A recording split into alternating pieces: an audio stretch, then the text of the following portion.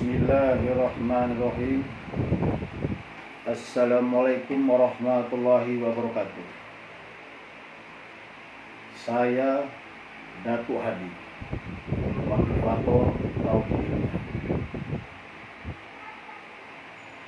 Kali ini saya berbicara tentang cinta.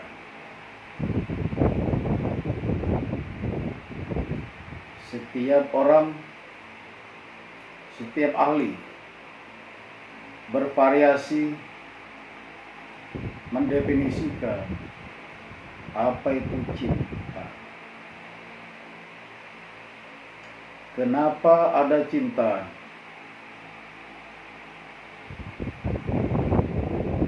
Dan bagaimana ruang lingkup cinta? Dan lain-lainnya. Banyak orang berbicara cinta tapi tidak punya ilmu tentang cinta. Bahkan sekolah tentang cinta pun tidak ada. Tetapi setiap orang mempraktikkan apa itu cinta.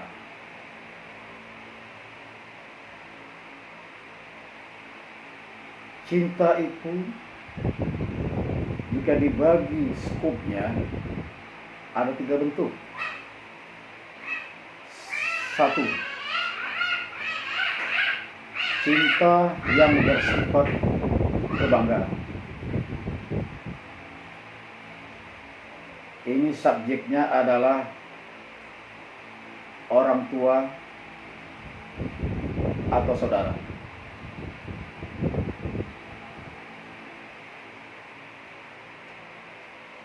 Dengan rasa cintanya timbul sebuah kebanggaan. Inilah dikatakan bangga, yang merupakan bentuk cinta yang pertama. Kepuasan batin yang ada muncul di sana. Yang kedua, cinta skup kedamaian. Subjeknya adalah lingkungan, teman, tetangga, dan sebagainya.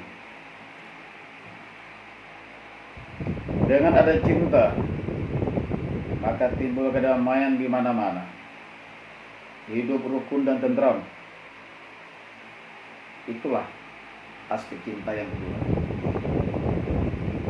Aspek cinta yang ketiga adalah asmara.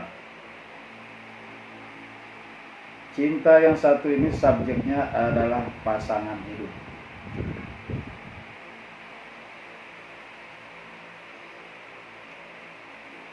Dalam konteks ini, yang muncul adalah syahwat. Berbeda dengan 2 cinta yang lain. Skopnya murni rasa bangga dan rasa damai. Tapi kalau cinta dalam skop asmara adalah syahwat atau nafsu bersamaan dengan rasa. Jadi kombinasi.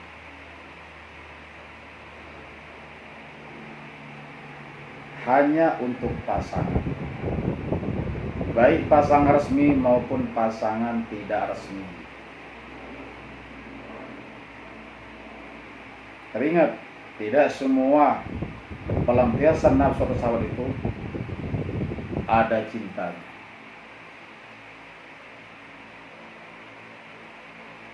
Saya akan membahas skop yang ketiga, yaitu cinta dalam konteks asmara.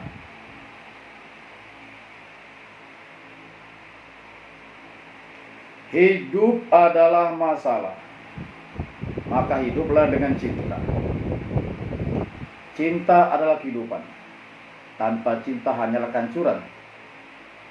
Jika salah dalam bercinta akan celaka.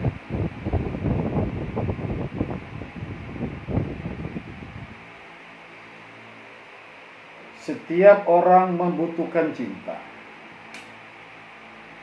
Apabila pada diri seseorang tidak ada cinta, maka yang ada hanyalah dusta. Cinta dan dusta itu berbanding terbalik. Totalnya 100%.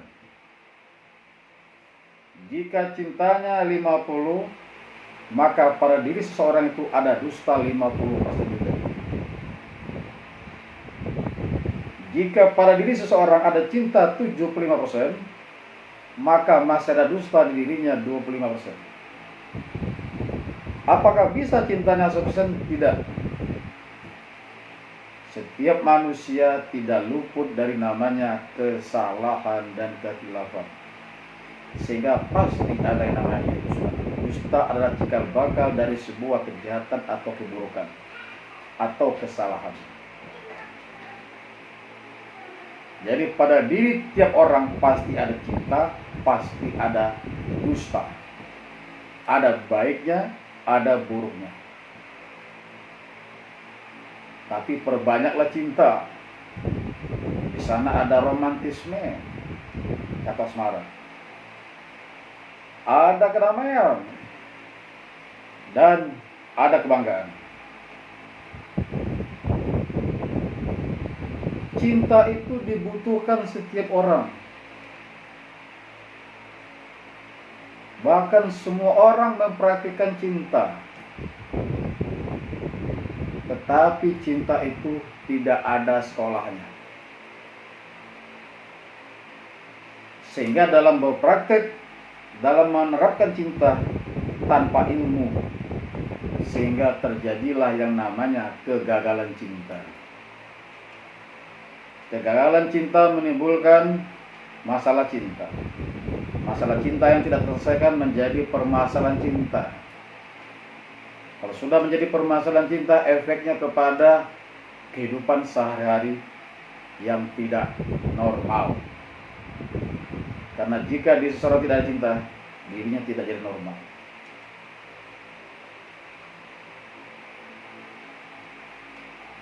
Baik dalam urusan dengan orang tua atau saudara, dengan lingkungan atau pertemanan, dengan pasangan, baik sah maupun tidak sah, cinta itu dibutuhkan. Khususnya yang berbau asmara, cinta tidak bisa berdiri sendiri, harus diiringi dengan yang namanya hasrat. Cinta tanpa hasrat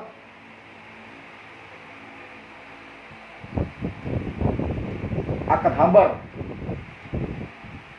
dan sebaliknya, hasrat tanpa cinta akan hampa. Agar tidak hampa dan tidak hambar, cinta dan hasrat harus berjalan seiring sekata, tidak boleh berpisah. Orang yang kehilangan hasrat, lalu dia tidak tertarik dengan pasangannya, bahkan sempat selingkuh, itu bukan berarti tidak cinta.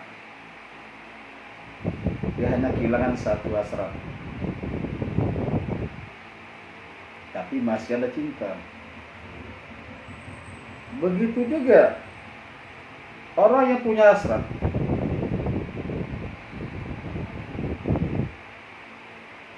belum tentu juga dia dikatakan punya cinta. Karena cinta itu kaitannya dengan rasa. Sedangkan hasrat kaitannya dengan nafsu. Meskipun hasrat dan nafsu itu sama-sama berada di hati, tetapi beda jalurnya.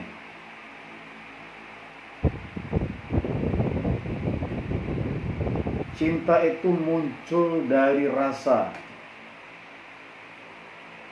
sedangkan hasrat muncul dari nafsu. Jika hati seseorang terganggu, cinta dan hasratnya otomatis terganggu. Maka dari itu, cerdaskan hati, sehatkan hati, sempurnakan hati jika mau selamat dalam hal batinnya. Karena apabila hatinya rusak, hatinya sakit, hatinya bodoh atau tidak cerdas, akan menimbulkan aplikasi baik perkataan maupun perbuatan yang buruk. Keburukan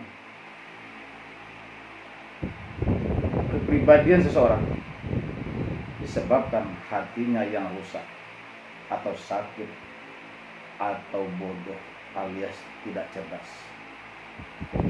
Bagaimana cara mencerdaskan hati? Adalah dengan berzikir. Zikir itu mengingat pada Yang Maha Kuasa, mengingat pada Sang Pencipta, mengingat pada sembahan kita yang zatnya adalah Allah. Dengan berzikir tadi, kita akan menjadi khusyuk. Dengan khusyuk atau fokus akan menimbulkan inspirasi. Inspirasi menjadi sebuah aspirasi. Aspirasi menjadi sebuah solusi. Dari solusi kita beraksi, maka muncullah yang namanya sugesti. Sugesti itu nanti akan menjadi aplikasi dalam mewujudkan jati diri kita, sehingga hati kita terkontrol, maka semua perkataan dan perbuatan akan menjadi baik, bahkan mulia, bukan hanya batas baik. Sekali lagi, hati adalah barometer baik buruknya jati diri seseorang, baik perkataan maupun perbuatan. Tapi berbeda dengan otak. Otak harus senantiasa mengendalikan atau memonitor hati. Karena hati bukan tempatnya mengambil keputusan. Tempat keputusan ada pada otak. Karena di otak itu bersemayam dua zat, yaitu rasio dan naluri. Kalau tadi di hati ada rasa dan nafsu, di rasio ada rasio dan naluri. Digabungin dua-duanya namanya N2R2. Naluri, nafsu, rasio, rasa.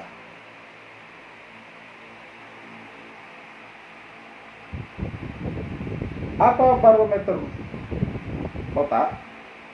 Kalau tadi barometer hati adalah membedakan yang baik dengan yang buruk, sedangkan barometer otak adalah membedakan yang benar dengan yang salah.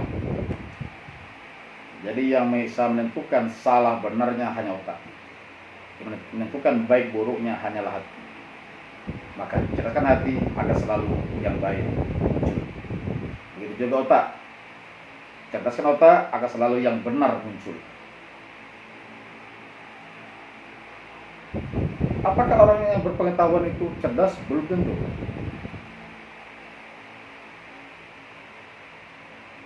Bisa jadi dia dipengaruhi oleh hati yang rusak, sehingga seharusnya dia berbuat benar, tapi benar yang buruk, bukan benar yang baik. Tidak boleh otak dipengaruhi oleh hati. Tapi sebaliknya, harus otak yang mempengaruhi hati. Makanya kaum Hawa yang hatinya 90%, otaknya 10%, banyak bermain hati. Sehingga dalam hal keputusan selalu menggunakan hati. Maka dari itulah di dalam Islam dilarang mengangkat wanita sebagai pemimpin. Karena pemimpin itu adalah sumbernya polisi atau kebijakan atau pengambilan keputusan. Bukan hati yang mengambil keputusan. Karena wanita banyak menggunakan hati, maka wanita tidak boleh mengambil keputusan. Dia hanya sebagai dewan pertimbangan karena banyak hati. Tetap pria dia mengambil keputusan. Maka prialah yang jadi pemimpin.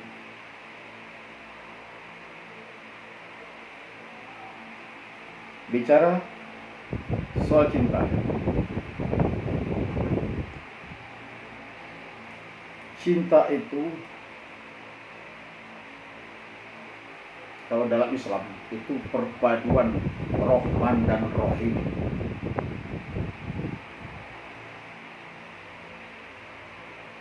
Rahman artinya kasih, Rahim artinya sayang. Jadi yang paling cinta, zat yang paling cinta adalah Allah Subhanahu wa ta'ala. Karena maha kasih, maha sayang, artinya maha cinta.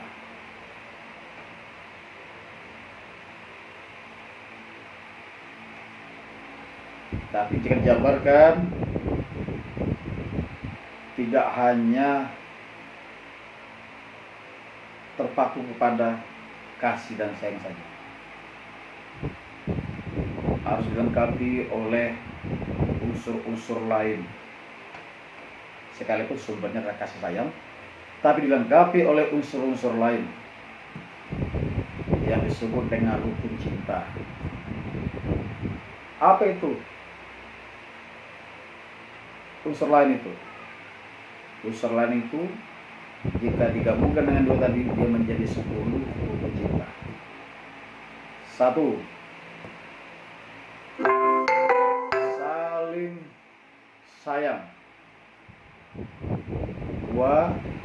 Saling kasih. 3. Saling korban.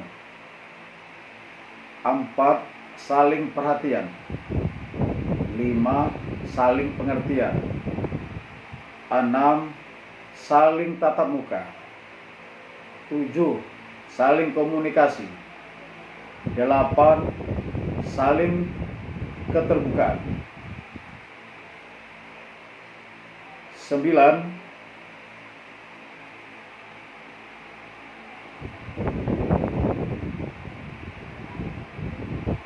Saling melengkapi. Ke-10.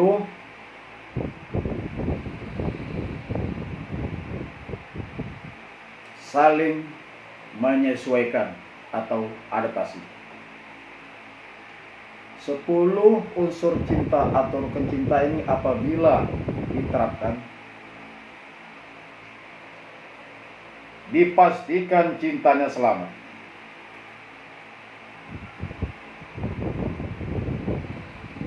Jangan lupa, hasrat harus diikutkan. Karena orang yang cintanya selamat, belum tentu hasratnya juga selamat. Dan seperti saya katakan tadi, orang yang rendah hasratnya bukan berarti gak cinta. Orang selingkuh itu karena dia cinta. Kalau dia gak cinta, dia gak selingkuh. Dia terang-terangan serong dan bahkan menceraikan atau minta cerai dari sisi wanita. Tapi kalau dia selingkuh atau diam-diam, itu artinya dia masih cinta sama pasangannya, cuman hasratnya menurun atau hilang. Agar dia tidak di PHK, pemutusan hubungan kasih, maka dia mencari hasratnya di luar. Dia takut ketahuan. Kenapa dia takut ketahuan? Dia nggak mau diputuskan cintanya. Tapi selaku manusia yang manusiawi banget, butuh hasrat seksual, maka mau nggak mau jika tidak dipenuhi hasrat seksual ini, maka dirinya menjadi labil, tidak stabil. Karena seks atau seksualitas adalah salah satu kebutuhan primer manusia normal dewasa. Jadi jangan dikatakan orang yang selingkuh itu tidak cinta. Tapi benahilah agar muncul hasrat seksualnya. Banyak cara membenahinya. Bisa dengan dandanan, bisa dengan servis pada waktu bersenggama, atau pembentukan unsur-unsur lain seperti romantisme, gaya, sikap yang romantis, itu memunculkan juga namanya hasrat. Begitu juga orang yang punya hasrat belum tentu cinta. Buktinya dia kasar, buktinya dia menyakiti sebagainya, tapi hasratnya jalan terus. Nah, bagaimana cara membenahi cinta? Perilaku yang mulia. Kalau perilaku kita mulia, perkataan, perbuatan, tampilan, akan muncul cinta. Sehingga hasrat dan cinta berjalan seiring sekata. Maka hubungan kita pun akan menjadi bahagia dan selamat. Demikian seputaran cinta pada saat itu. Billahi taufiq wal hidayah. Wassalamualaikum warahmatullahi wabarakatuh. Salam tauhid.